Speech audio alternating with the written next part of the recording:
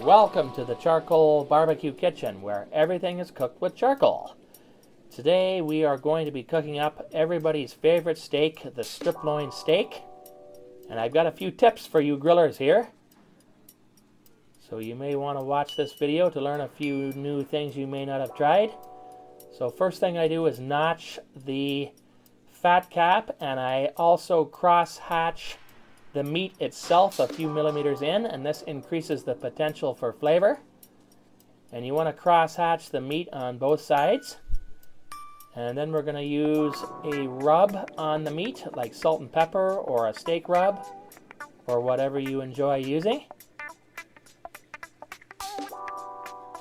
And today we're going to be showing you how to get the best sear that I've ever seen on my steaks. And this is by using softwood lump charcoal. Now, some people think that softwood lump is not safe to use. Well, I find that hard to believe because this is very heavily carbonized. I use it to fire my hardwood retort in my campfire pit, and it is really carbonized. There's very little smell to this, but it gets very hot. And it's coming up to temperature here, and now we've got our steaks on there. And I'm going to add some hickory chips just to give it a little bit of a hardwood smell. And I'm a believer in letting the flames just lick my meat and engulf it even, without creating a grease fire burn on the meat, which is a possibility. So you've got to keep the meat moving. Keep it moving, keep the flames enveloping it, and keep that sear developing. So it's a very active thing. I do not believe in any kind of a 2-minute per side rule and then rotating it 90 degrees, although I do rotate it here 90 degrees to try to get the initial cross hatching pattern on my sear. But this softwood charcoal is just humongously hot.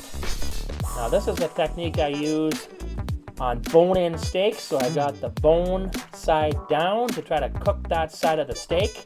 And I had to quickly move the steaks over because the flames were just enveloping the bottom of the steaks there. The meat on the other side of the bone is usually very rare, so this is a good technique to get that part of the steak cooked a little bit better. And now the flames are starting to cause a grease fire again. I've got the air inlet to 0 now because I don't have the lid down, and we've moved it to indirect while the grease burns off a bit. Now back over the flames again. We're going to continue to develop the sear. And it's starting to engulf the meat. Get those steaks moving. Back to indirect.